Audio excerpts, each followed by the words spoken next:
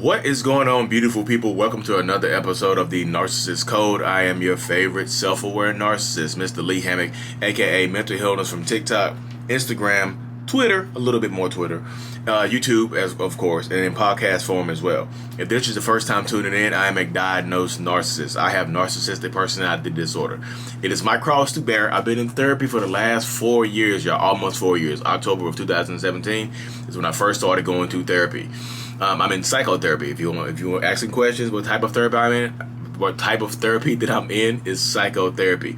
The point of this page and the point of my platform on TikTok, which is almost 500,000 people, Instagram and everywhere else, is to bring awareness to personality disorders and other mental health issues, and also in the process validate the victims and survivors of this, the abuse and things like that people suffer from.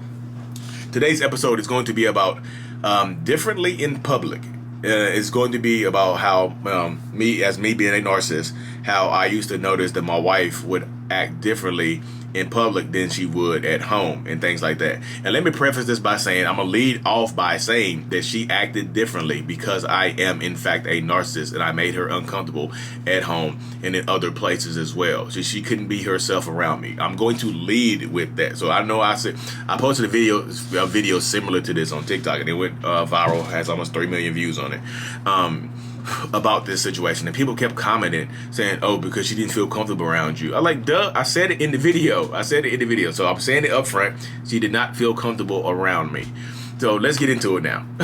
So when I was, like I said, when we would go out, when me and my wife would go out to places and events and stuff like that, it would be around family and friends and different things like that. She would always act different. Like, she would be out in public having fun, acting fun, being all smiley and happy and stuff like that, and enjoying herself, cracking jokes. People loved her, y'all. People absolutely loved her. And I would be watching her from a distance. I'm like, okay. Or not so much from a distance all the time. I would be just watching her and just noticing her. I was like, okay, cool. And when we get home, I would ask her about this. Like, so why are you so different in public than you are at home? And she would never get a chance to answer, so because we would get into a huge argument. It would be an argument, I used to hate that. We'd be out. I was like, well, you act so differently out in public. You're so fun. You're having you get all this attention and stuff like that. And when we come home, I get the unenergetic, short answers, no fun, no nothing. I get that person. It used to annoy me. She never answered. She could never answer the question because we would get into an argument about that. And it would just be, sometimes it would end in a silent treatment or rage explosions and stuff like that. I've never been physically violent. Let me go ahead and preface that, say that too. Never put my hands on her.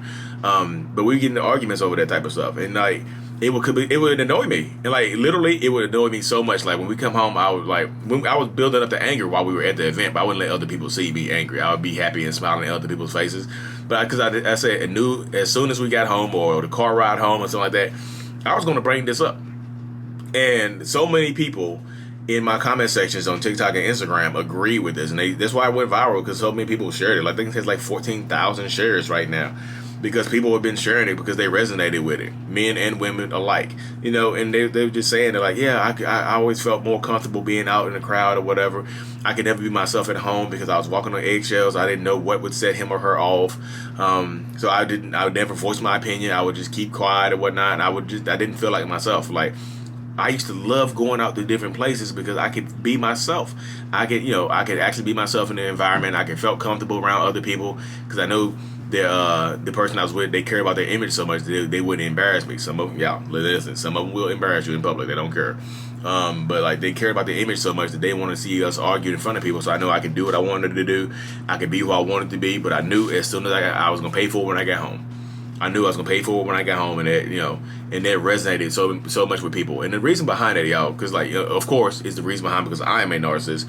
Is the reason behind it because like, narcissists we spend so much time devaluing you and making you feel like you're not yourself. So the longer you're in a relationship with a narcissist or a possible narcissist or a toxic person, whatever y'all want to put it, you don't have to put a title on it to know that you're unhappy. The longer you spend in a relationship like this, the more you start to lose yourself, and the more you start to kind of you look in the mirror, you don't recognize yourself anymore, and things like that. And it's because like you with the person that makes you feel like you can't be yourself. In the beginning of the relationship, you feel like you can be yourself. In the beginning of the relationship, you definitely felt like you could be yourself. You could be fun. You met your person. But I tell people this all the time. The same things that attract the narcissist will resent towards you later. They will resent it, and they will try to take this stuff away from you. So if you're happy and energetic and playful when you meet the narcissist, they will hone in on that and make you less happy, less playful, less energetic. They'll make you a shell of your former self. If you're really, really pretty or you're extremely handsome when you meet the narcissist, they'll make sure you gain weight. No more gym. Oh, why you putting makeup on? Why you wearing that tight shirt? Why you wearing those gray sweatpants? Be the joke, y'all. Why you doing this? They'll take it away from you. They don't want people to see you like that. They don't want people to see you in that state because you're more attractive than they are. So the same things that attract a narcissist, they will take away from you eventually.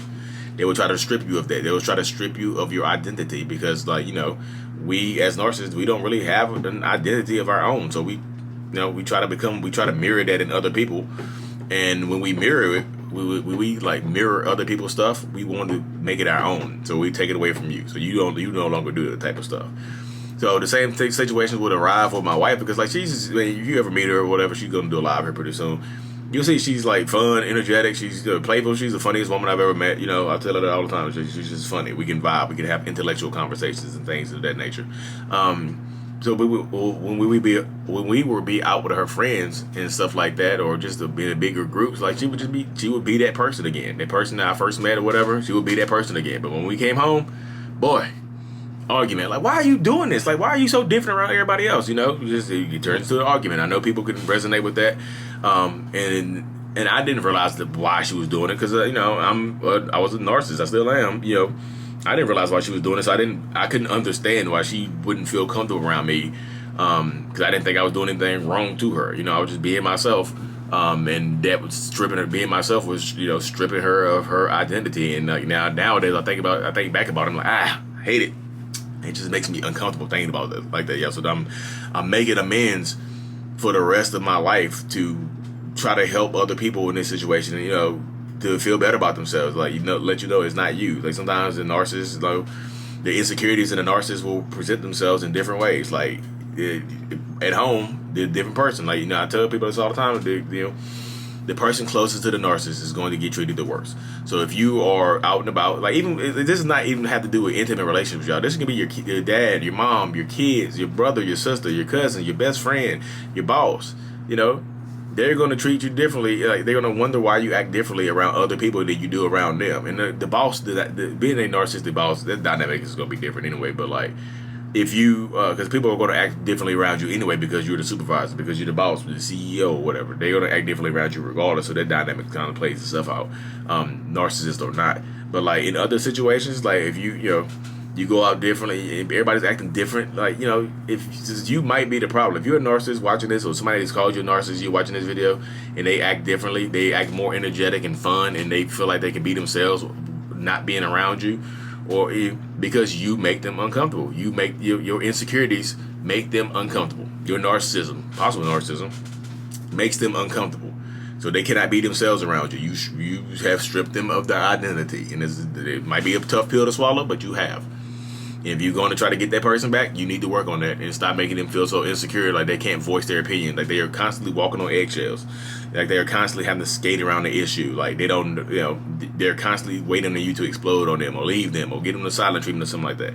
They're constantly waiting on that. They're constantly not feeling safe around you or not constantly feeling secure around you. And I've been in that situation before. I'm still trying to earn that back from my wife now. I'm working every day to try to earn that back. Because I want her to be able to be herself around me. And yesterday we went out, and she was dancing, hanging with her friends, and I was smiling. I was holding the baby. I was smiling. I was like, look, I'm working. I was proud of myself because I'm putting the work in. I was putting the work in. I just let her dance and smile and be happy. And then guess what? We got home. She was still dancing and smiling and being happy, and that made me proud of myself because I can see the work reflected. I can see the work that I'm putting in reflecting on my life and the outcomes of my life. So I can be proud of that. Y'all can judge me how you want to, but I'm actually proud of that. That she feels like she can be herself and dance and be playful. And I get the same person outside that I can do as I do in the house. And I was happy about that. It's little small victories for me. I'll take those small victories every day. But yeah, so if y'all are here in these situations and you're not feeling comfortable around your partner or your roommate or somebody else, if you got to get out the house, do you feel like yourself? Or you have to be around other people or bigger groups of people to feel like more of yourself, then that's what you have to do sometimes. you might be dealing with a toxic narcissist or something else, something darker, something less, somebody with narcissistic traits. I know, look, y'all, I know that everybody is not a narcissist. Like, y'all be killing me with that. Like, I get it. I get it.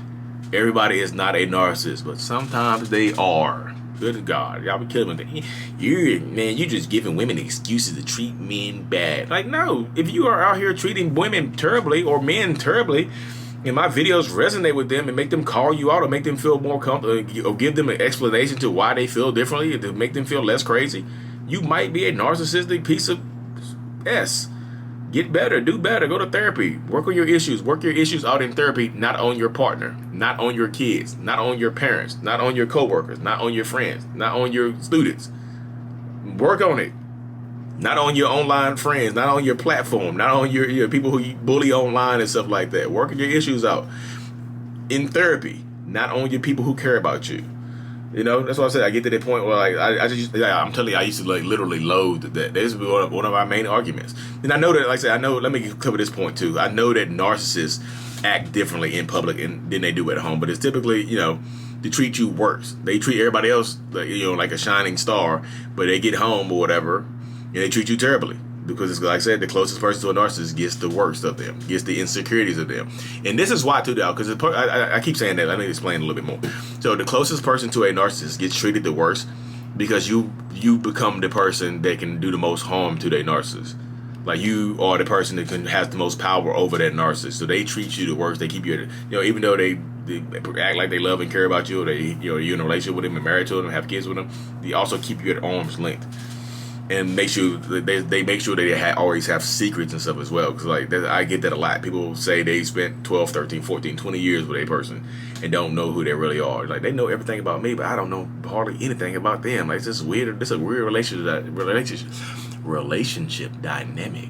I can't even talk today because today is Father's Day. And today's also my anniversary. So I got married 6 years ago today, and Father's Day today too. So my kids and my wife, everybody's here. So yeah, today is a good day, But we have to be, like I said, we have to be better, we have to be bigger, we have to be stronger to continue to move forward with our lives. So if you're out here not feeling comfortable, not being able to be yourself, you might be dealing with a narcissist. Like, if you feel like when you go out, like, you're going to have, like, if you feel like when you go out, you're going to get punished when you get home, you might be dealing with a narcissist. I'm just telling you, it's not funny, but I just know how it is. If you feel like somebody is stealing your identity or feel like they are totally, like, controlling you, if it doesn't feel like love, it feels more like possession and ownership, then you might be dealing with a controlling narcissist. If they tell you get rid of all your friends of the opposite sex, you're dealing with somebody controlling and really very, very manipulative. So you might need to, like, let's tell you, like, it seems like it's cute and protective or whatever. Like, I need you to get rid of. If I told my wife, like, I need you to get rid of all of your friends that are men, that's very controlling. If you told your husband, like, I need you to get rid of all your female friends, I don't like that. It makes me uncomfortable. That's trust issues. That's insecurities, or they could be projection because they might be cheating on you. So look into that as well, because I see that a lot too. Like, you know what, narcissists, what did it say? The things that narcissists accuse you of are things that they're actually doing, which could be true. They could actually be doing that. They could actually be accusing you of stuff that they're actually doing. But a lot of times, the narcissist is accusing you of their biggest insecurities. So they're telling you their biggest insecurities. They're telling you their biggest weapons. Or they're constantly accusing you of cheating on them. That's their problem. It could be their biggest fear in life. So if you cheat on them, you will break them. They, like I said, they tell themselves a lot, y'all. But I differentiate between. I bounce back and forth between they and we, because like the real toxic stuff I don't want to associate with. I associate with being a narcissist, but like when I say the toxic stuff, I'm trying to get out of doing that stuff. So I don't want to associate with the terrible bad narcissists. I want to associate with the ones that are in therapy and get it working. The self-aware ones. There are more self-aware narcissists out there than me. I just do it. Y'all just see me out here talking about this, but there are a lot more self-aware narcissists out there than me. And I know people keep saying, like, a self-aware narcissist is a contradiction in and of itself, because being a narcissist means you don't have any kind of awareness. Like, what if you're diagnosed? Wouldn't a diagnosed person be aware of what they are? Hey, you have narcissistic personality disorder. You're aware now. I am, aren't I? But I thought you couldn't be a narcissist and be aware of it. You're diagnosed now, so are you not aware of it? yeah, you see how that works right there. But anyways, y'all, it's Father's Day. Like I said, it's my anniversary, so I have to get out of here. I have to cut this thing short today so I can go out here and not get in trouble with the family, with my kids, like everybody here. So I thank y'all so much for tuning in. If you need a one-on-one, I do them over Zoom. The link is in my bio on my TikTok. The link is in my bio on my Instagram. The link is in every description and every video, I think, in the Narcissist Code series so far. But again, y'all, thank y'all so much for tuning in. I really, really appreciate the love and support. I really, really do, y'all. Leave comments in the comment section for the next episode suggestions or whatnot. I'll film another one tomorrow. Thank y'all so much. Mental Healness is out. Peace.